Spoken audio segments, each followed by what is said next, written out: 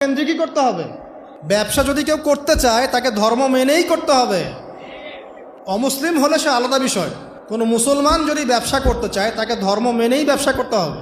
কি করতে হবে? মাপে কম দেওয়া যাবে না, সিন্ডিকেট করা যাবে না, তাই না? মাল মজুত করে বেশি দামে বিক্রি করা যাবে না। আছে না এগুলো নিয়ম? আছে না? আছে। যখন সমাজে একটা রেট চলছে, দাম চলছে, নিজে ইচ্ছা করে দাম বাড়িয়ে দেওয়া যাবে? যাবে না। তো যদি ব্যবসা আপনি করতেই চান তাহলে তো আপনাকে ধর্ম মেনেই করতে হবে। তো সমস্যা কোথায়? আর আল্লাহর পথে এইসব দান খয়রাত কি ধর্ম ব্যবসার মধ্যে পড়ে?